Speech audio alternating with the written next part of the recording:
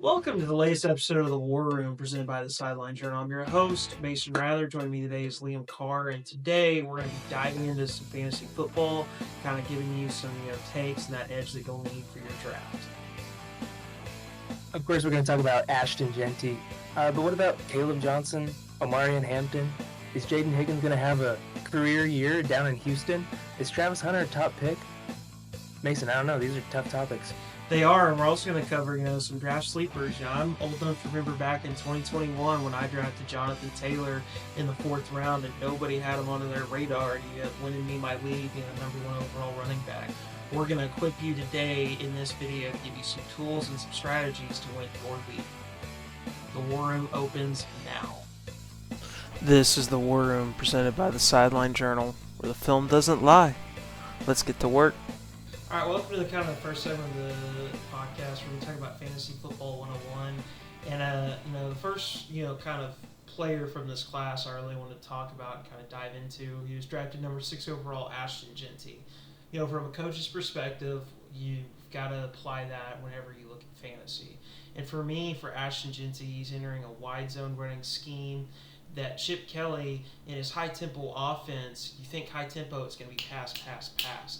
He actually, back in Ohio State this past season, he led FBS in rushing attempts. And, you saw 2 of his running backs get drafted high, Quinshon Judkins and Travion Henderson. So you throw him into the NFL, where it seems like that's where the game's moving, with 2 high safeties, and they draft a running back 6th overall. I'm looking at Ashton Jeanty as he might be a top 5 running back in fantasy this season. Top 5 running back for sure. In a dynasty league, he's probably going to be first rounder. In like the regular leagues, late first, start a second. And if you pass up on him, I just feel like that's a little crazy because he's a rookie. He could have just a decent year, but his ceiling is so high, it'd be a mistake to pass him up a little too far. The coaches that are surrounding him, they might not have the best line. But I believe that they're putting around a bunch of guys. Carroll's going to want to run the ball. They got plenty of weapons to where they can spread out the offense with the run, and defenses are going to have to respect both. Jeanty had 8 and 9 people in the box in college. I assure you he's going to do just fine when he's running the ball for the Raiders. Yeah, it's always a crazy take that they look at the Penn State game versus Boise State and try to say that Ashton Jeanty's a bust. Legitimately, they were loading 8, 9 boxes. It's like seeing what defense were trying to do on 1st and 10. It's like trying to see what defense were doing to try to stop Adrian Peterson back during his MVP season. The last time a running back won MVP, by the way. But the point that I'm kind of looking at is something you mentioned is that someone would have to be absolutely crazy to pass up on him. And actually, in our Dynasty League, the Warroom Dynasty League, the worst team from the league actually traded the number 1 overall pick because they didn't want Ashton Jeanty. That's a tough call. It was even later in the season where Ashton was probably looking like he might be the one. Is it going to be a mistake? Probably. In a class where some people are saying this class isn't going to be as good as other draft classes, for fantasy football, Ashton Jeanty, there's a couple other guys we can name off, but I'm just going to do him just because we're on to his topic. This guy is going to be that number 1 overall for a dynasty league. Absolutely, and but still. Well, and we can even go away from Ashton Jeanty too, because I know for me, my plan during that dynasty season is I was not a fan, really, fantasy value-wise, before I really dug into it, the skill talent. And so I traded a lot of mid-round picks to try to pick up trades to try to win the league. And I got close, lost in the into it to yours truly over there, Liam Carr. But, there's actually, for the depth of the running back room, for fantasy value, Omarion Hampton, R.J. Harvey, Caleb Johnson, Quinshon Judkins, Travion Henderson. You're looking at 6, maybe even 7 fantasy running backs rookie running backs that all could have very elite fantasy value to your team this season.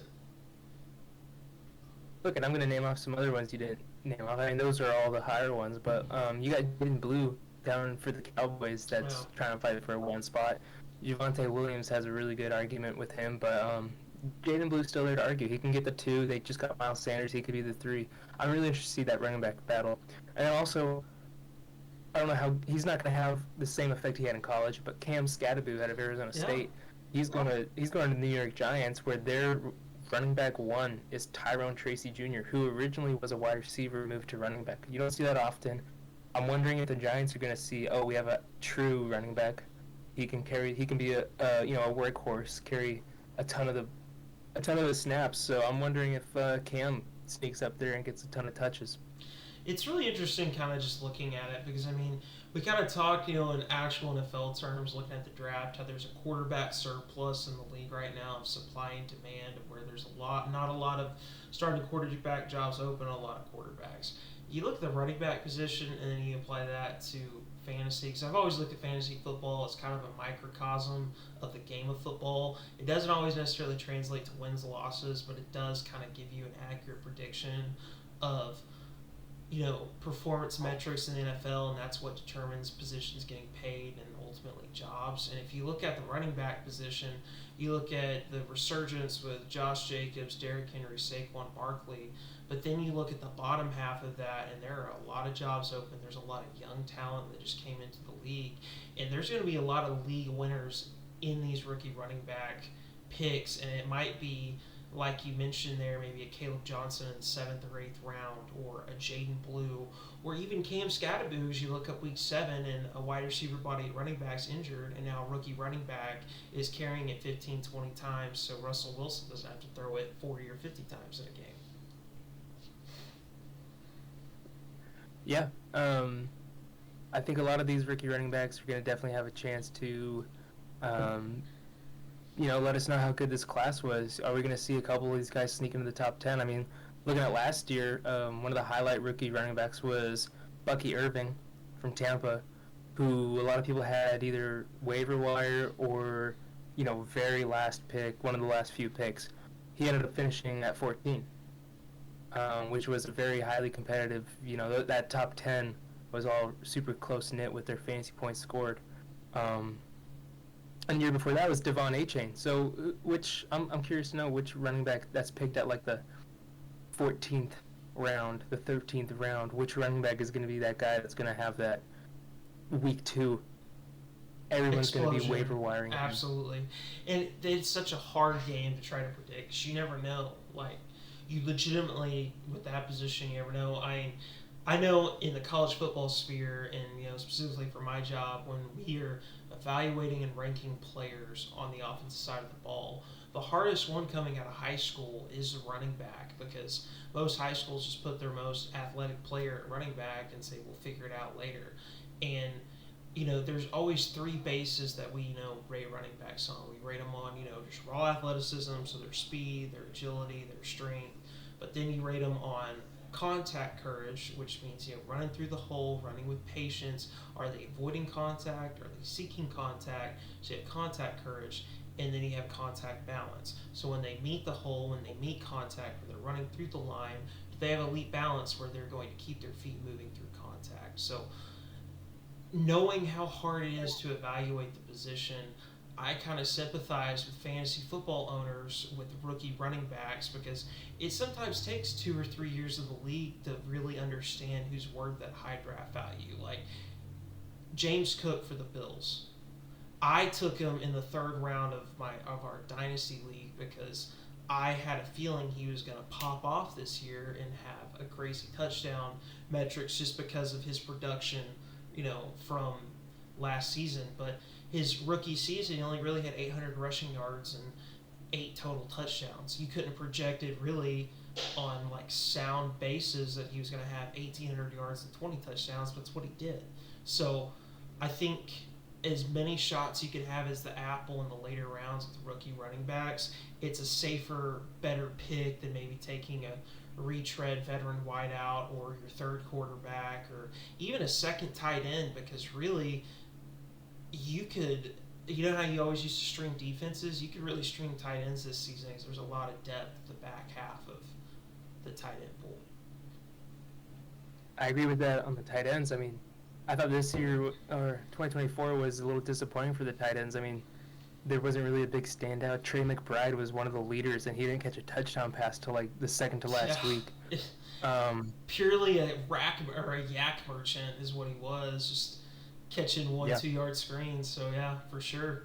I mean, if we don't have a spoiler now, I mean, I'd say that Trey McBride, I think he has a good value coming into this year. He had so many. He was like, I want to get the correct stat right here. Just 1 second.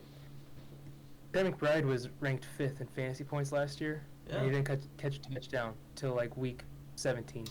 Which, you know, you're the stats guy, but stats are going to tell you that's the odds say that that's going to change. Like, you don't want someone that's touchdown dependent. And that was my mistake. Like, Sam Laporta's rookie season, he ended up being the tight end too, but he was so touchdown dependent, and I take it really high this year, and he ends up being the tight end 7 or 8 because he didn't catch as many touchdowns.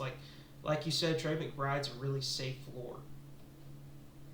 You want to give me one more? You want me to have one more spoiler with the tight ends before we move on? Yeah, absolutely. All right. Hey, overvalued this year. Mark Andrews. He had 11 touchdowns with only 600 yards. He's the only tight end up there with over 10 touchdowns. Ravens fans are not going to like to hear that, man. Even though you fans back from Oklahoma are going to be happy about that. I guess I'm making 2 people mad that are close to around me, but it's going to be overvalued this year. I believe it. But, I mean, kind of like in my last point, you know, fantasy, it's kind of like prepping a scout team. Like, you have to look for the matchups. You've got to match up the players versus their schedule. Like, I know that's the first thing that I start doing after my 3rd or 4th pick. I try getting all the same players that have the same bye week, or if I'm going to draft a player, I'm looking at what division they're in, if they're going to have easier defenses, easier games. And kind of one player, he was my number 1 wideout from the draft. I've talked about him a ton. He's going to a place of need with a quarterback on the rise. And I'm kind of penciling in for me, you know, early scout team, and I think Tedero McMillan's going to be a league winner if you get him at wide receiver in the 6th or 7th round.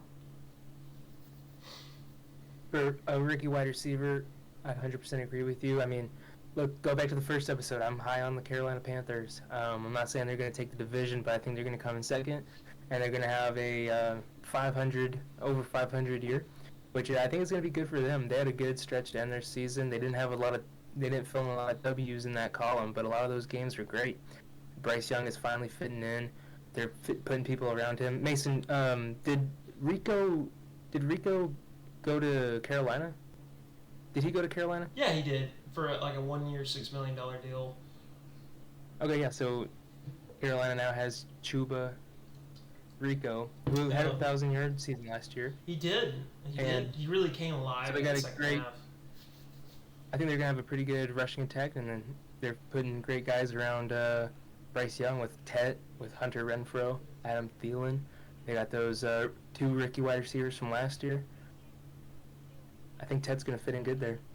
Who's like a guy for you that you kind of have penciled in that you're like, I think he's gonna be a league winner, or maybe someone that isn't on a lot of people's radar that you just kind of have seen, like, I'm snagging him in my back pocket if I can get him late?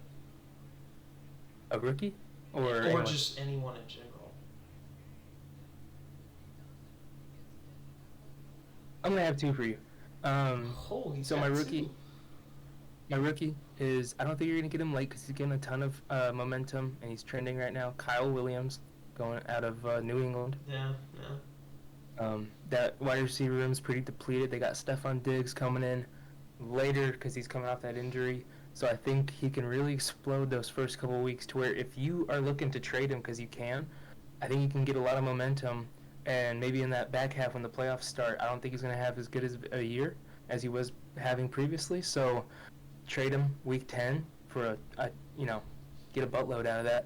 And then my dark horse for the year, it's a tight end out of Jacksonville, Brenton Strange.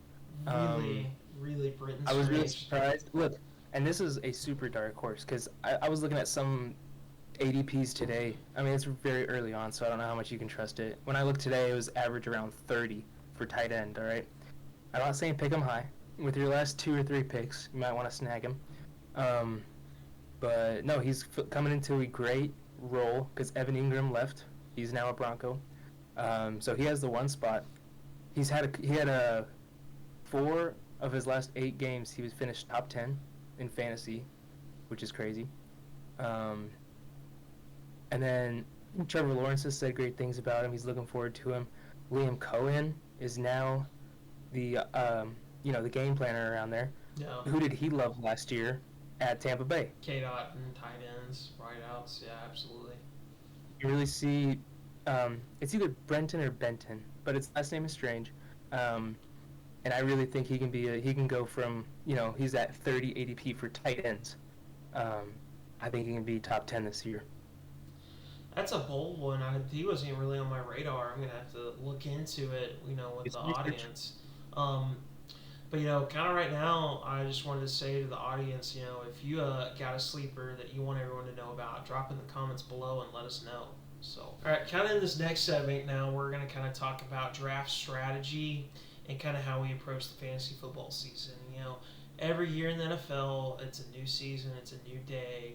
We're coming out the lead up of the draft. It's an exciting new time. We've got all these new exciting players, new exciting free agents, and you're seeing all these, highlight reel videos of these guys warming up in t-shirts, warming up in jerseys, looking really good, and that's around the time you start seeing all these fantasy hot takes of, oh, they're a draft riser, they're coming back with a vengeance. He's gained 5 or 10 pounds and he just looks different. And what I'm telling you is don't fall for it. Do not fall for it. Yeah, do not trust the training camp videos that are going to come out. They're going to start pumping out probably right now. And the off-season workouts just by themselves. No. They're about to start, the NFL Network and NFL Fantasy need content to pump out, so they're going to bring out these. Do not trust those.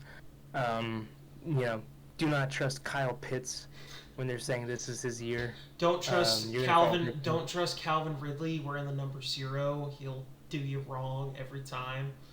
Wyatt, I am rolling. Yeah. Today I saw a video. This was the first one of this football season. Somebody had a clip of Anthony Richardson throwing an 8-yard out route, saying he looks great. I was looking at the video, I saw it, and I was like, yeah, he looks fine. I looked at it again. His throwing motion looked awful. He was lunging his shoulder forward on an 8-yard out route, as if like when he threw the ball, he was like, wait. He was trying to call for it back because he accidentally threw it too far. His feet weren't really set either. And I'm saying this, and I have Anthony Richardson on my Dynasty league. Which I picked him like 4 or 5 overall. So round. Yes, so, round. But he was the quarterback that you took. Yeah, and I've been struggling to replace him ever since because he just can't produce right now. His ceiling is still high. I still have him with a high ceiling, but just right now he's not producing. So I had to fill it with Geno and Sam Darnold. But anyways, do not trust these off-season workouts. You're going to get hurt more than you're going to get helped. Mason, is there any other, Kyle Pitts, tight end 1 season loading? Can you think of any off the top of your head? Off the top of my head, I wouldn't buy into the Sam Darnold hype for the Seahawks. The other thing that I never do too is when I look at it is a new veteran that's on a new team. Like, a lot of people are putting Devontae Adams for the Rams really, really high in fantasy, thinking he should go in the early 4th, late 4th, early 5th. And that, to me, is always how you get burned, because take a guy like Devontae Adams. He's going from being the number 1 option for the Jets that has a very special connection with a veteran quarterback he's always played with. You're putting him in a new offense, new system, new quarterback, where he's not the number 1 option, where you've got, Puka Nacua. They just drafted in the 2nd round a new tight end. They base their scheme off of the run. And that's something that I just look at immediately that everyone's kind of putting up high. You're going to draft them. You're going to be really disappointed, and it's because you've ranked them somewhere that you wouldn't want. But you can kind of look at guys like Stephon Diggs, Tyler Lockett, Cooper Kupp, Devontae Adams. Those are just some wideouts for me that, you're going to think, hype it up, all right, they're in a new situation, they produced in the past, they're going to produce again. That's just not how fantasy or the NFL works. It's always new blood, new people, and people's primes don't last very long. I also look at, 2 signs of top guys that are in your 1 of 1 tier that are fading. Like, 2 years ago, CMC, undisputed number 1 running back.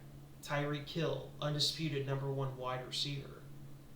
What's their value now? Whoa. Here I come. Here I come. That's a good question. If you're asking me, I don't know yet. I haven't done that research yet. I'm just usually kind of weary of drafting those older guys.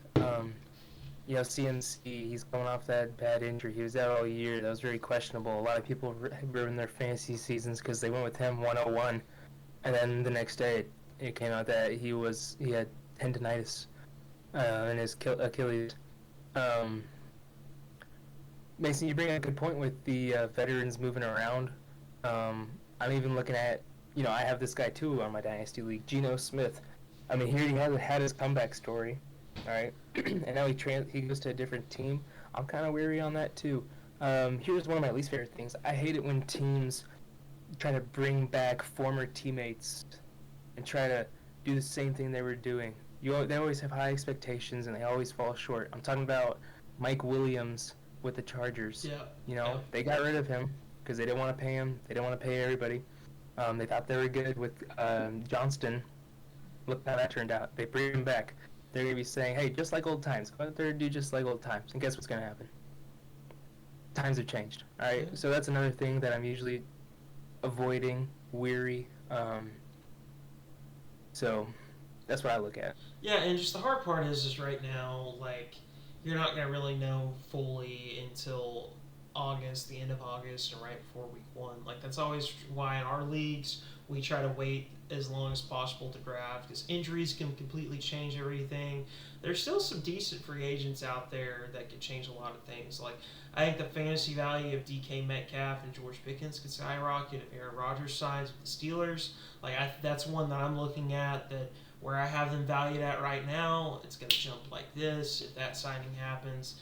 And it's just a lot of speculation right now, but I think we kind of touched on, the important things to be looking for now is just turn your phone off, throw it away, don't even look at the training camp videos, because everybody's a dog. You're going to look and they're going to say that Joe Flacco is running a blazing 5.4 40 and he's going to have rushing upside at quarterback. Like, that's what all the media does at this time. So that's what I look for, going into the draft, and kind of pivoting a little bit when I look at trades and kind of start trying to plan my trades, both in just in the league and in our Dynasty League. Like right now in our Dynasty League, I'm just throwing trades out the butt, trying to rip somebody off. I'm just trying to send, Here I come. hey, here's a third-round pick, give me Brian Thomas Jr., give me him back. That's what I'm trying to do. And, you might throw one out there and someone gets tempted enough, you enter into a conversation and a dialogue, and you can convince them that value is different. And that's what's the beauty of fantasy, is everyone values someone differently. It's all about convincing them to see the way that you value something. So it's kind of what I look for when I try to trade, if that makes sense. Yeah, with trades, they're usually pretty difficult, and everybody's going to say one guy got fleeced and the other didn't. What I look for is, what do I need? So if I need a running back, I'm going to trade one of my starting running backs probably, or my second running back. I'll trade him and like a wide receiver 4 or a wide receiver 5 for another guy's the running back that I want that's going to fit good in my offense. That's going to start, basically, is what I'm trying to say. No, but I know when I have to take a loss somewhere for the betterment of later in the season, that's what I'll do right there. Trade a 2 for 1 to get what I need most. I can do away with that wide receiver 4 or 5. I'll pick up a waiver wire, hopefully. Hopefully pick up like a Puka off the waiver wire in 2023. Yeah. But when you're trading, also try to do that. Maybe go straight up for a player. One guy, you try to find what do they need. If I need a running back and the other guy needs a wide receiver, why don't I trade my wide receiver 3 for his running back 3? If you just try to change it up, maybe you see that at the end of the season they have a good schedule to go for that, and they need to win now, so they're going to go for the guy that has, terrible secondaries coming up with the wide receiver. Yeah. I mean, I know for me, when I look at the draft, and I think that's how draft relates to trading, is I always try to go best player available. Doesn't matter if I've already drafted 3 running backs, if there's a run on wide receivers, I'm not going to force a wide receiver pick. I'm going to take the best wide receiver. Like in our Dynasty League, I have Josh Allen and Jaden Daniels as our quarterbacks. It's because I was like, you know what? I'm going to take the third quarterback because I want a young rookie on the team. And now, if I run into an issue, like, I'm just using your team for example because our viewers are, kind of know what your roster looks like. Like, let's say you run into trouble with Geno Smith and Sam Darnold, and I've got Jaden Daniels. And it's like, hey, I need a running back. You're able to start. That's how a trade dialogue can start.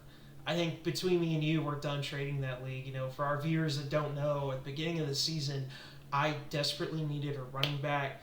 I had crazy wide receiver depth, and I drafted Brian Thomas Jr. late. So I hit up Liam. I was like, hey, let's kind of do a swap here. Brian Thomas Jr. for James Cook. What do you think? He liked it. He had a lot of running back depth. We made the trade. Well, James Cook's a pretty good running back too for me, but Brian Thomas ends up finishing a top five wideout in fantasy, and it's what killed me in the championship. The trade got me to the championship, but the trade almost lost me the championship. And that's kind of the game in fantasy, is you're never going to know, and sometimes what gets you there is what's going to lose it when you get there. Look, all right, that was a good way to put it.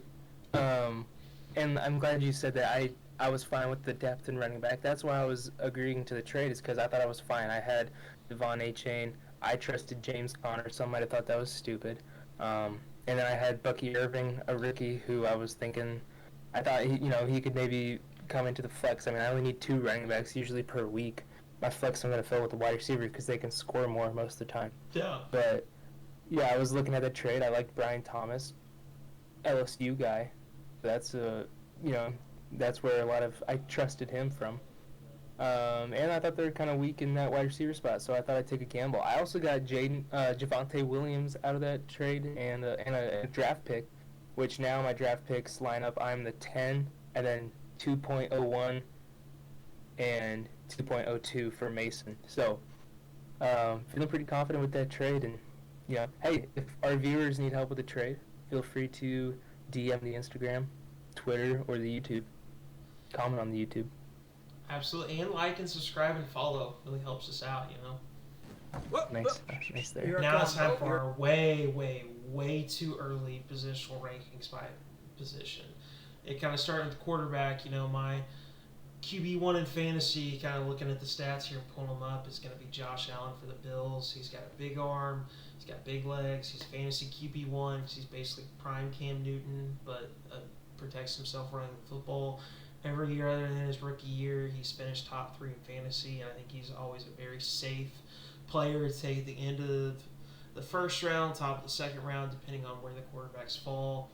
And then at number 2, someone that's really risen up my board. He was a fast riser. He led a team that has a name but doesn't have a name in the Commanders. I've got Jaden Daniels. I think he's got great dual threat potential. I think they've really surrounded him well there with offensive talent, and I think that he's someone that I have rated with value high, but he might fall compared to some of the other names that are out there. And then at the 3rd and 4th spot, you've got your normal dual threat quarterbacks and Jalen Hurts and Lamar Jackson. I think they're very interchangeable. Jalen Hurts, I like him a little higher just because he's not going to have as much rushing yards, but because of the tush push, he's going to have more red zone touchdowns. So that's why I always rate him a little higher than Lamar Jackson, but I think they're very interchangeable. And then at 5, to kind of round out the top 5, I've got Joe Burrow. Every time he is healthy and finishes a healthy season, he's finished top 5 in fantasy rankings. I think he's the safest pure pocket passing quarterback in fantasy because of the high-octane offense the Bengals have, and he's throwing it at Jamar Chase, T. Higgins, and I think he is the 5th in that ranking. What do you think? Is there some guys that I missed? I got it all wrong? I'm a huge Josh Allen fan, but I still got Lamar Jackson at the number 1. I mean, he had his best year last year, and didn't win MVP. I mean, every time I look at his stat, I'm looking at it right now. And he didn't finish QB1, but he had his best year.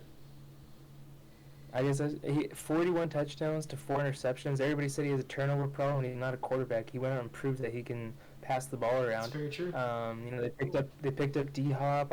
Zay Flowers is a great target. I think they're going to use Isaiah Likely more. And every defense has to prepare for him to Michael Vick him and run around the entire defense. I'm a huge fan of Lamar. You said Joe Burrow. I agree with that. You know, they paid all their offensive guys and they brought in some offensive linemen. So I think they're planning on trying to win every game with a score of like 140 to 145. So I think Joe Burrow would be a good buy here. I'm kind of afraid of Jaden Daniels hitting the sophomore slump. We saw that all with CJ Stroud, last year. He still had a decent year, but you know, just a sophomore slump. The Commanders brought in a ton of new guys. They got Larry Tunsil, brought in Deebo Samuel. Are those guys gonna help out a ton? Yeah. I'm a little weary on Deebo with his opportunity there, but still, new weapons, new protection. To round it out, I still got Kyler Murray up there. He doesn't have as great as weapons as one would like, but he's still a threat everywhere on the field. Justin Herbert, you know, they got Trey Harris. They got Mike Williams back. I know I kind of dogged on him earlier, but I'm still confident in him. And then their running room is pretty good. And, you know, last year when they drafted Joe Alt, they said, who's he going to pass to? And then he still put up a great year. And I got Caleb Williams. They brought in a ton of help for him. The Bears won the offseason for the 10th straight year. I think he's going to have a better year than last year. And even last year he had a pretty good rookie season. So now that he's maybe learned a little more, I'm pretty excited to see what he can do in fantasy. I got Patrick Mahomes at 10. And Mason, I think you have the same. Yeah. I have Jared Goff and I was just gonna say I have Jared Goff and Baker Mayfield over Patrick Mahomes this season. I do.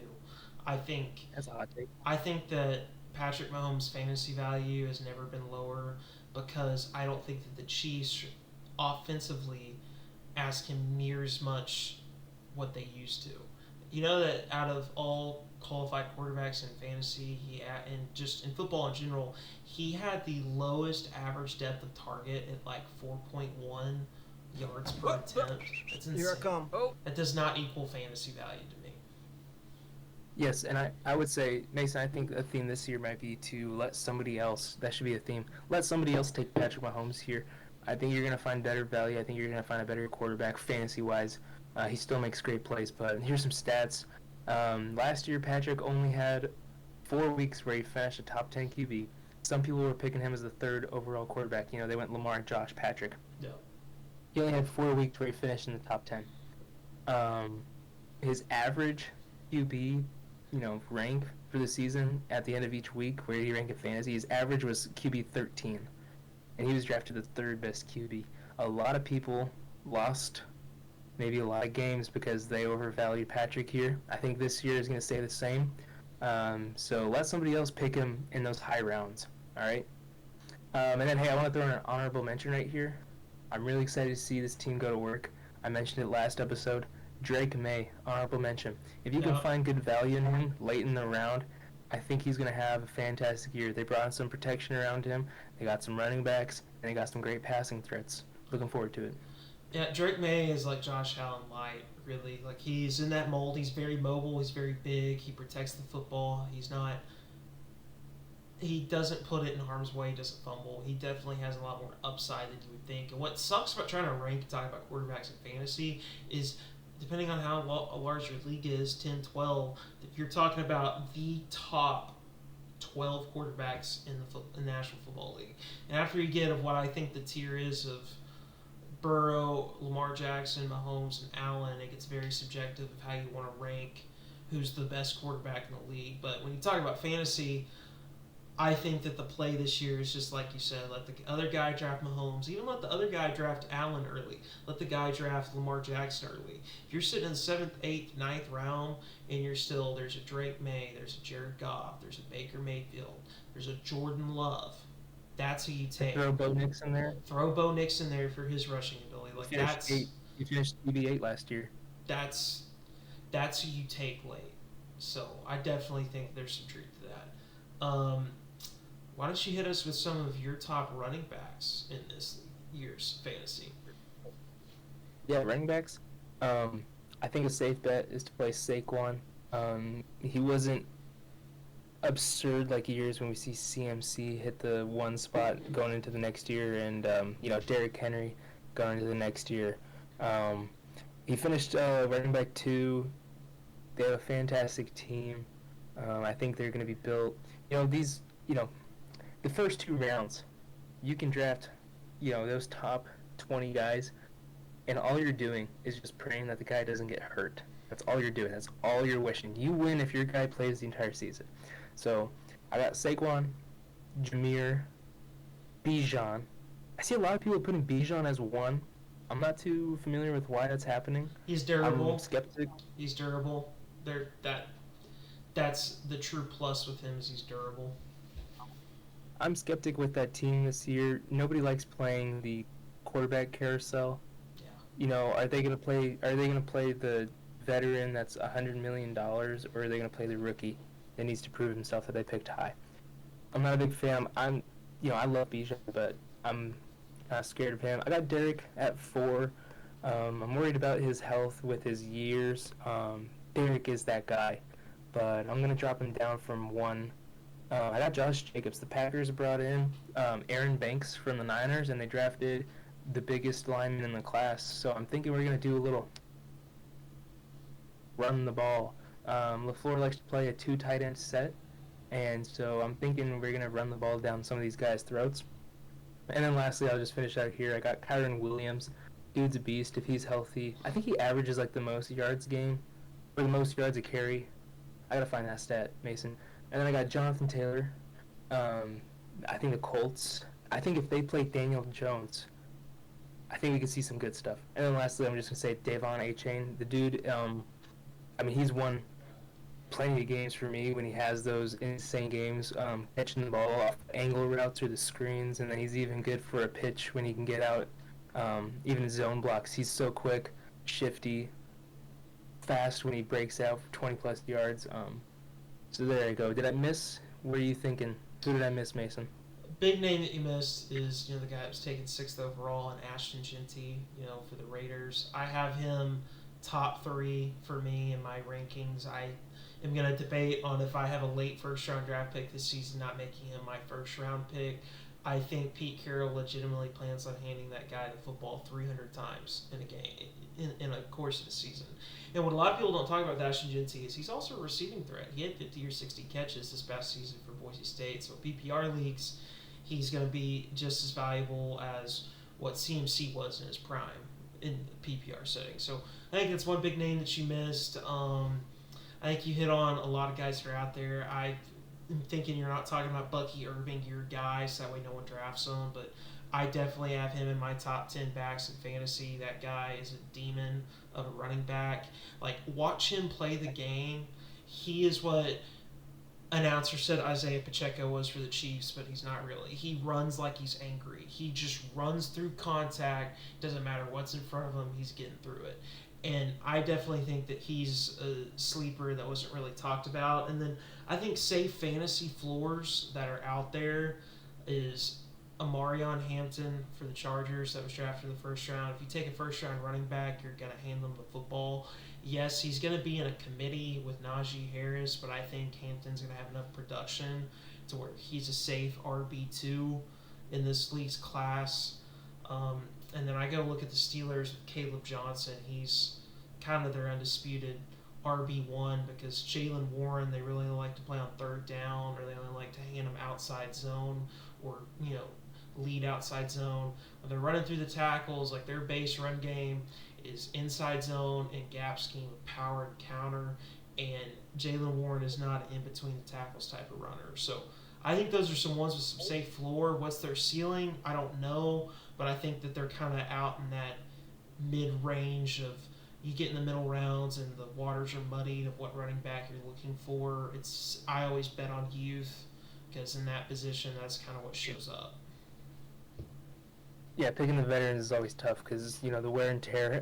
We should find a stat that says, the average running backs take so many attempts until their body starts to break down, until we start to see injuries flare up. Yeah, I've always wanted to look for that because, I was just going to say real quick, DeMarco Murray is someone for me, he's pretty much done at 27, 28, but I remember seeing a stat when I was a kid that, like, he was the only running back that had 2 straight seasons of 400-plus touches.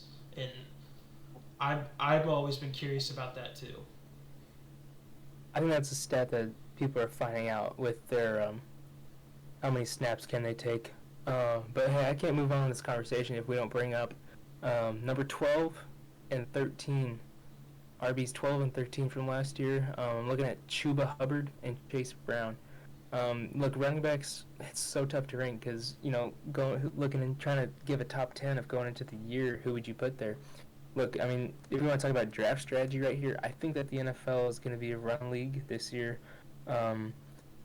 more so than what we've been seeing. I think there's been a decline, but I think after this last year, I think a lot of people are gearing up for that. So I'm thinking these, your first 2 rounds, it might be popular this year to go running back, wide receiver, running back, wide receiver, running back. Try to get 2 of the top 10 in their first 2 rounds with the good wide receiver too. But I don't know. That's just what I'm looking at here.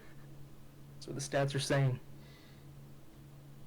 Yeah, it should make for a interesting draft strategy process for sure. Mason, you got some wide receivers for me? I do. I think it's the hardest position to rank in fantasy because that's the one that everyone gets attracted to and they want to draft early, is because they can pop like no other player in fantasy because it's a point for every catch. So all you need is them to catch one 80-yard touchdown, and they've got the production for the week. And so you get into the game of, well, there's different types of wide receivers. There's big physical guys like Justin Jefferson. There's slot yak merchants like CeeDee Lamb. You got big play dynamic threats like Jamar Chase. And it's kind of trying to balance it all out. So kind of how you see it. And I always go for the safe guy of how I rank them, of the guy that's consistently been either the number 1, number 2, or number 3 when he's healthy. And I have Justin Jefferson as my wideout number 1. I think that J.J. McCarthy is really going to rely on that big physical presence that can separate over the top, and he has consistently produced. He has the most receiving yards under the age of 24 the league's ever seen. He's on pace to beat Jerry Rice if he can play till he's 42, which he probably won't, but even the fact that he is in a receiving stat that's mentioned with that guy, for me, he's the safe one. And it was really hard for me. I debated about it for a while. I've got Jamar Chase right at number 2. Jamar Chase obviously finished the wide receiver 1 last season. He has been in that mix every year he's been in the league. Just what makes me always get scared off of him is you're paying another wideout $30 million and T. Higgins in that offense.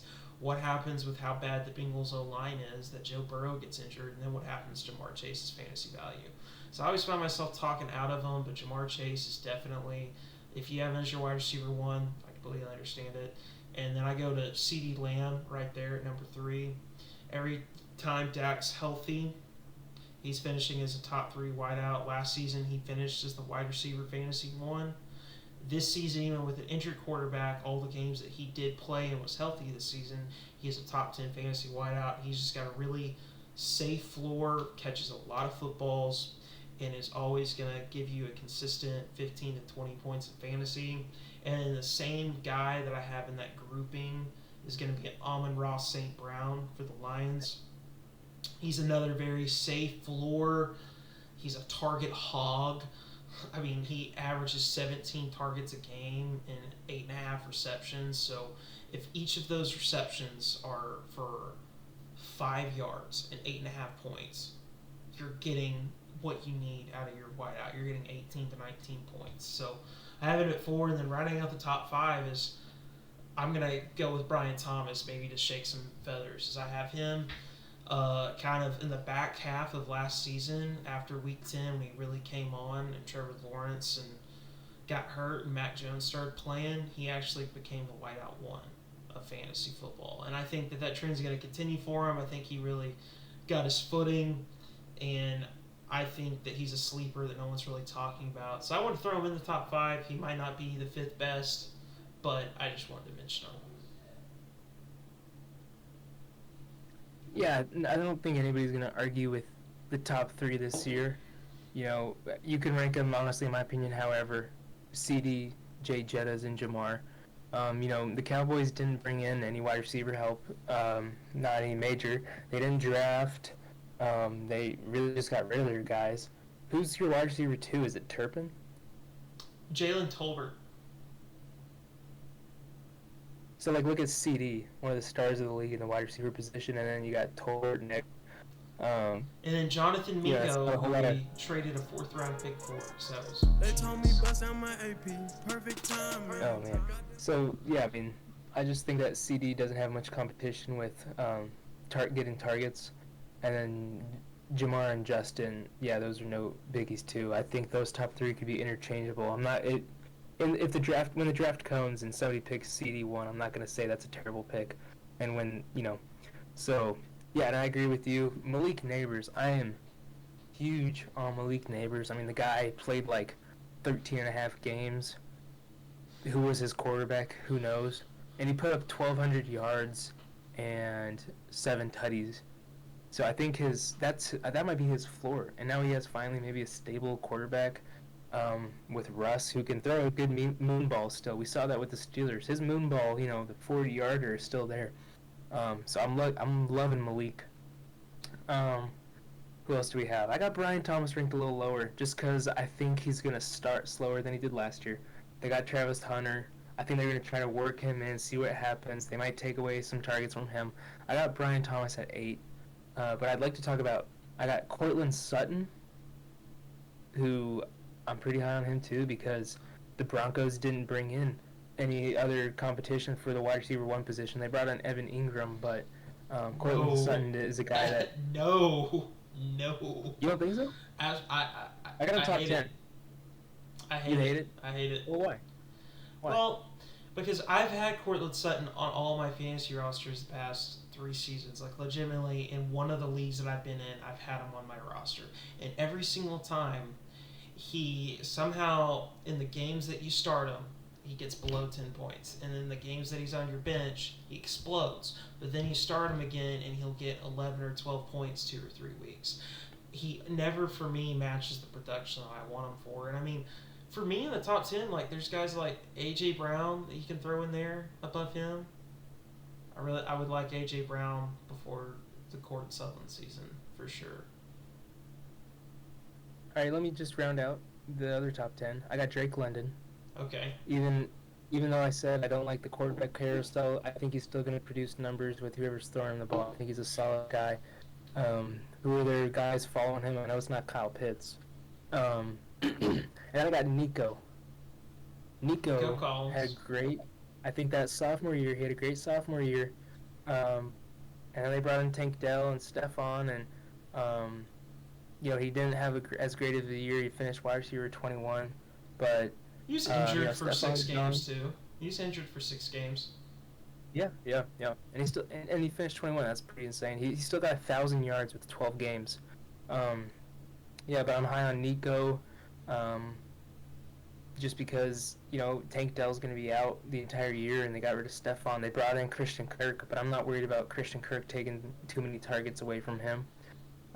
So Nico, and then I guess to round my 10 would be, and this is contingent on Joe Flacco starting, I got Jerry Jeudy. Jerry Jeudy had a great year last year, and unfortunately he wasn't able to put up as many touchdowns. I believe he finished only with 4, but he still had 1,000 yards. Put up a great season after transferring over to the Browns. He had 1,200 yards, 4 touchdowns, and everybody remembers him with Joe Flacco. I mean, no, that was Amari Cooper, my bad. But no, Jerry Jeudy, if Joe Flacco is the quarterback. I know Joe is old, but I don't trust anybody else throwing him the ball. I got Jerry Jeudy at 10. Over Puka Nacua? Let me rephrase that. When I did this, I was doing value. 10, I'm saying like 10 with, you know, draft value due to him only having 4 touchdowns. His ADP is going to be low. Apologies. I'm with you. See, and that might have been where I was wrong. When I did my rankings, I was just looking like, all right, the 5 dudes that, like, you're sitting in the first round, you got who you want in the first round, that's who you got to take. That makes sense to me. Are you picking Puka? He has Devontae Adams now. If I'm at first pick, 10th overall in a 10-man league, and the top 5 running backs are off the board, and the top 3 wideouts are off the board, I would have a hard time saying no. I really would. Just because he has such a safe floor. You know Matthew Stafford loves to throw it to his slow wideouts. That's his deal that he likes to throw to. So I think so. I still think he has a really high fantasy floor. So. All right, I'm a little weary with Puka and Devontae because Devontae demands a lot of targets too. Matthew Stafford likes targeting that one guy because he had Cooper. I forget what year was that. He had Cooper as the Triple Crown, and the next year he had Puka. But I don't know. I'm looking at guys like Ladd McConkey put up more points than Devontae and Puka last year. Puka again was injured for like 4 or 5 games, and That's fair, McConkey played all fair. 17. Right. But no, you have a point. But because McConkey's an undisputed wideout one, that gets into that conversation we had. Like someone that I'm looking at as a slot, someone I'm looking at that everyone's going to be really down on because he has Justin Fields as his quarterback. But Garrett Wilson's the undisputed wide receiver 1, number 1 option in that offense, and he's going to be someone that if you pick up later than what people are probably drafting him at, he could be really good. Average draft value there. A rookie I'm looking at is Tedero McMillan. He's going to be the undisputed number 1 option for the Panthers. I mean, I think that's a no-brainer. If you get to the 6th round and you're needing the wide receiver 2 or flex option for your fantasy team, you're like, I don't want to force a James Conner here, but you could go Tedero McMillan. Like, I feel like that's what you would do there. So I think it's like kind of what you said with the wideouts. You look at kind of the top 6, 7, 8, and I don't think really anyone disputes that. But then it's like Cortland Sutton, Jerry Jeudy, Puka Nacua. Like it's gonna be DK Metcalf or George Pickens. Like great wideouts. But what is their fantasy ceiling or floor? Because who's their quarterback? So it's always the juggling deal that you got to do, and it's so hard to project sitting here in May when we're going to be drafting in August. Yeah, I mean, value is all important here because for me, Garrett Wilson, I mean, he's a guy that usually last 2 years you'd reach on him on value because you were just thinking him with A-Rod, he's going to be insane. This year, I think he falls now down to draft for his average AAP, his true value, and if you get a steal on him, take it. I mean, why not? Another guy, if you want to just bring up this real quick, I think Terry McLaurin, I think we might see him.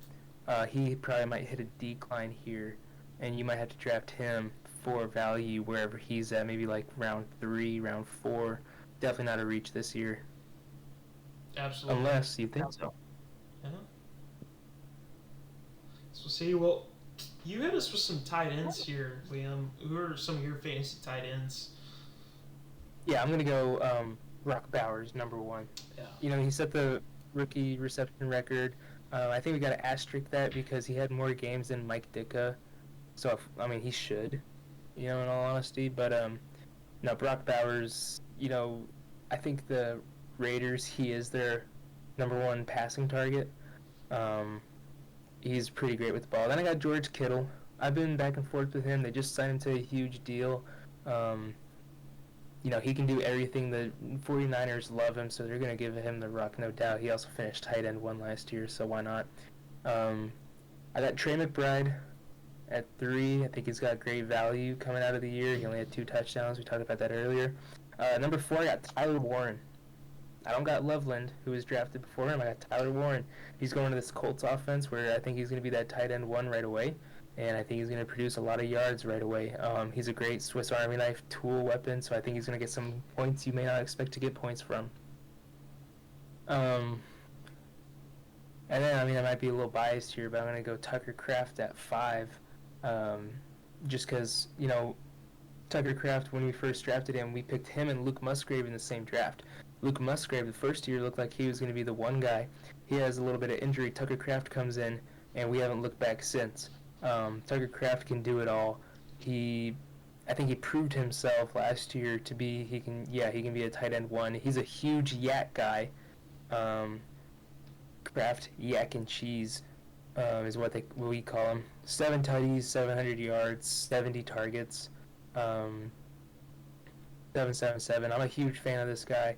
And then just the next 3, I'll just say before I toss it over to you. I got Sam Laporta, Juno Smith.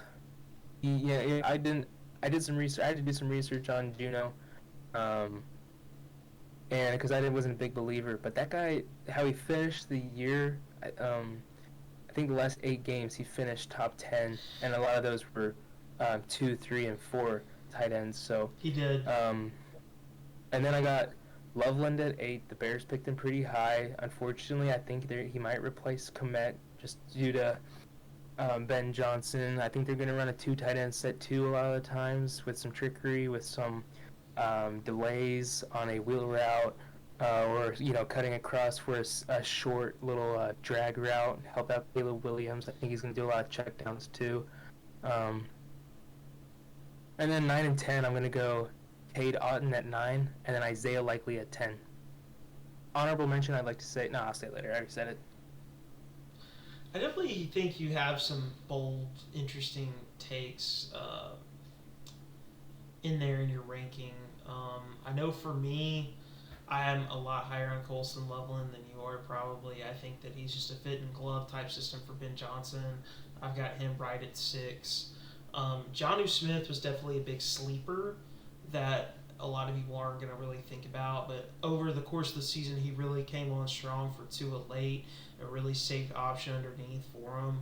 I literally have a fantasy team called Laporta Potty, because I drafted Laporta at the bottom of the 2nd round, and then top of the 3rd one got Josh Allen. Thought it was going to be the steal, because I had this entire opinion that there's only 3 good tight ends and the rest sucked.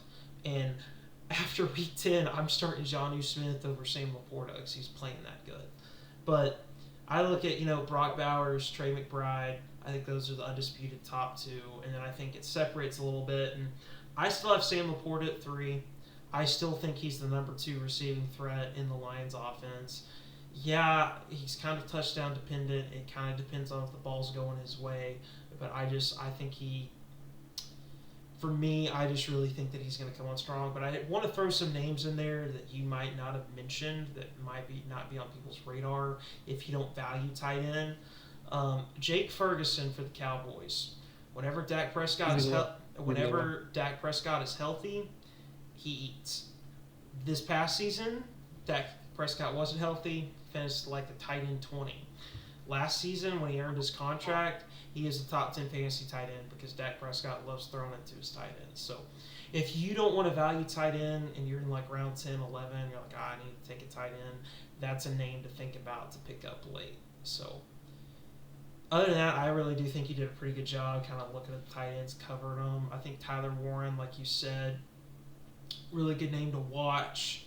He definitely has the situation around him to be really successful fantasy-wise. So between him, Brock Bowers, George Kittle, I think you're setting yourself up for success. Well, Mason, what about Mark Andrews? As Baltimore fans would say that he had his worst year yet. He finished tight end 4, and Isaiah Likely at tight end 12. I got Likely ahead of Mark. What do you think of that? I don't think it's too crazy because, the way that Todd Monken runs his scheme for Lamar Jackson is actually run base 13 personnel, 1 running back, 3 tight ends really often because they run Mark Andrews, Isaiah Likely, they've got Derrick Henry, they've got Zay Flowers out there, and they have Patrick Ricard, who's basically a full 300-pound offensive lineman playing fullback, and they use Isaiah Likely as a big slot wideout, or they'll motion him out in a jet sweep to run like an outside wideout, like a true X. So I don't think it's too crazy. I think Mark Andrews was fading too. I mean, I hate putting it down to that 2-point conversion that he dropped for them to get knocked out of the playoffs, but I think that just kind of summed up his season of he's slowly fading over time, and I would be hesitant necessarily of maybe taking Isaiah Likely that high on fantasy because I think he pops and has really great games, but it's like all Ravens skill players. If you're not Derrick Henry or Lamar Jackson, I'm scared to take you just because of the way the structure of their offense works. So, like, I would not force an Isaiah Likely pick. I definitely wouldn't force a Mark Andrews pick. I think it's a point you made earlier. This is the year that you let the other guy draft Travis Kelce. You let the other guy draft George Kittle. You let the other guy take the big name tight end. It's, hey, it's round 7, 8. I need a tight end. Tucker Kraft's on the board. Let me snag him. Let me snag a Johnny Smith. Cade Otton, Njoku. Like, those are the names that you look at, absolutely. One thing I've been thinking about going back and forth is, like, if I don't pick up Brock Bowers, round 3, late 2, round 3, whenever the tight ends start going, if I don't pick up Brock Bowers, I'm just going to wait till, like, round 7. I think this conversation is a great time to just kind of talk about, our draft strategy, because it's kind of what we're talking about with the tight ends, and I think you're hitting it right on the head. Draft strategy? Yeah, our draft strategy, like, with tight ends, Yeah, I mean, like, I think you said it earlier, this year we're going to let other people in your draft take the tight ends off the top, and like I just said, Brock Bowers. If I don't pick Brock Bowers, I'm just going to wait. I like some of, Jake Ferguson you brought up. He finished 32 last year. And I think he's going to be, with a healthy Dak, like you said, he can be top 5. You got TJ Hawkinson coming on healthy. That was the name I was forgetting was TJ Hawkinson. He's definitely someone, too, if you pick him up late. You're going to be like, man, why did no fantasy guru tell me about TJ Hawkinson? Yeah, Dallas Goedert, too. I mean, there's plenty of talent to, pick the wide receiver and running back first. The tight ends, from between George Kittle and Brock Bowers, there's a 20-point difference between them and the third guy. And then there's another 20-point difference right after 6. And there's another 20-point difference right after 11. But the thing is, compared to the wide receiver and the running back, like, the difference between the top 10 and 11, there's like 100 points, but for tight ends it's only 80.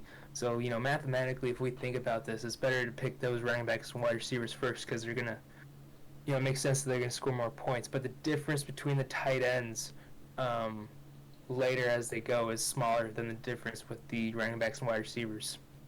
Absolutely. I mean, like you kind of touched on it, that's like my positional priorities of the draft is I always try to look for running backs early because I think every single season the names rotate, but you end up with a clear, like, there are 10 running backs that are going to have they have a chance to be top 5 in fantasy, and you want to come away with one of them in the first 2 rounds. So I always try to make sure I get one of those guys. And then wide receivers, there's always, you want the one big name like Justin Jefferson, CeeDee Lamb, but the depth at that position is ridiculous. Like, in rounds like 4, 5, 6, and 7, if your wideout 2s, Mike Evans or Chris Godwin or Emeka Egbuka, hey, guess what? I just named 3 really good fantasy wide receivers who all play on the same team. That's one team. You can go around the entire league, other than maybe the Cowboys, that their wide receiver 2, they've got multiple wide receivers that are fantasy viable. And that's what I end up doing with quarterbacks too, is there's only 10 or 12 that are going to start for you. If you don't get Josh Allen, Jalen Hurts, Lamar Jackson, you can wait on quarterback. Like, the positions that I value super early is running back, and running back. Yeah, you bring up a good point right there. You started mentioning the wide receivers on the same team. I mean, here's another draft strategy that I tend to avoid heavily is the wide receiver by committee. Yeah. Also the running back by committee. Wide receiver by committee is just some teams off the top of my head that I can think of right now this year. The Packers. I'm going to be probably avoiding Packers when I'm drafting. Last year I was high on Jaden Reed. He scored 30 the first week. He was wide receiver 1, of course. I started him the next 2 weeks. He went 8 points, 9 points. So I benched him. The next week he did 20. And I wish I would have started him. This is the problem you get with those committees because you don't know who to start. And most likely, most of the time, you're going to be wrong. So So avoid the Packers. I'd throw in the Colts. And then lastly, I can't find it. Who was the third one we talked about? We talked about the Bucks, because they could be a wideout by committee with all the talent that they have. I just use them as an example of those are 3 uber talented wide receivers, and they just all happen to be on the same team. The Buffalo Bills as well. Bills, they all have Bills. I feel like all those guys are decent wide receiver 2s, but unfortunately all of them are going to fill the wide receiver 1 role week in and week out. Who's it going to be? You're not going to know. It's not good to bet on them, so that's why I avoid those wide receiver by committees. Yeah, hey, that reminds me too. A tight end we didn't mention is Dalton Kincaid. You could make an argument for the Bills. He's honestly their number 1 receiving option. And I think that just proves it's a wide receiver by committee. And that's kind of what I always look for when I draft, and my strategy is I build out a list of hey, here's my top 30 running backs. Here's my top 30 wide receivers. Well, then I go through and it's all right, well, are they a wide receiver 1 or a wide receiver 2 in their offense? So, for our viewers that might just be kind of watching this and don't understand a little bit what I'm saying, let's look at the Bengals. T. Higgins, great wide receiver. You would consider him a top 20, top 30 wide receiver in the league. He's technically a wide receiver 2 in his offense because the number 1 true Z wide receiver, top option, is Jamar Chase. So when I go through building my lists and draft value, I try to go pick all the wide receivers that I can that are the number 1 option in their offense that are that good. But then I run to the point of, all right, well, is Michael Pittman Jr. the number 1 wideout for the Colts and a wide receiver by committee? Or I could go take Devontae Smith, who might be the best wide receiver 2 in all of football. So it's always a give and take of how you want to match it up, and that's kind of what I pursue and look for. Is I try to, like we kind of talked about, you avoid the committees and you try to get the best number 1 option that you can. Yeah, I agree with going with in my opinion, when I look at drafts, I look at who's the wide receiver 1 on the team versus going to the wide receiver 2 next. I know you have a different opinion on that. And when I'm doing that, I'm still just looking at value. I'm not going to pick, I don't think I'm going to pick Calvin Ridley before I pick somebody like, I guess a wide receiver 2 above him would be Jackson Smith in the Jigba. I don't know if he is going to be this year because Cooper Kupp is going to demand a lot, but, just when you're doing this, don't just go and, you got to go by value of where they are in the draft and what you need. Yeah, it's always a projection game. It's just the hardest thing to do is to take somebody and expect the exact same thing again the next season. So, you're never going to get it 100% right. You're always going to go man, I missed on that pick, or man, I should have taken that player. But as long as your hits outweigh your misses, as long as you're not reaching or forcing a pick, you're going to be in a great situation.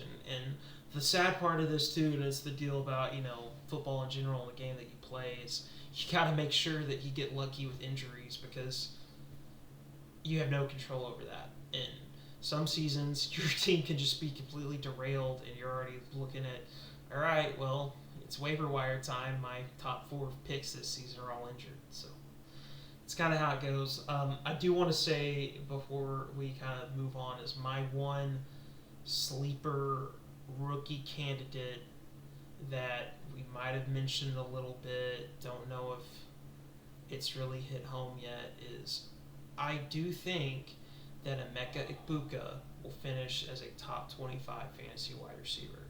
And here's why.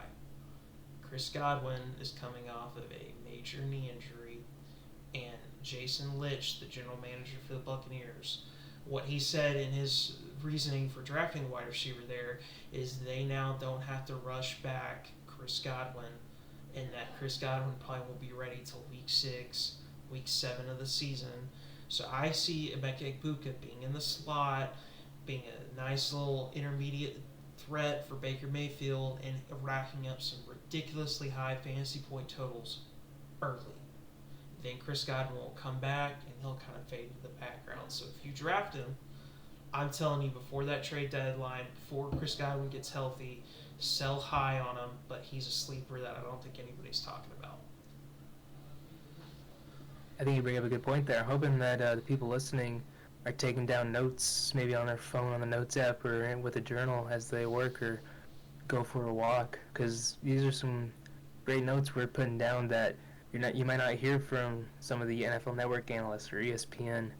You know, they're just going to be talking about probably Shador still and how you should pick him QB4. That or Mel Kiper That's will be telling you what he did in his mom's basement back in the 1980s. We got some good information here. Absolutely. This is the War Room presented by the Sideline Journal. The film doesn't lie. Let's get to work.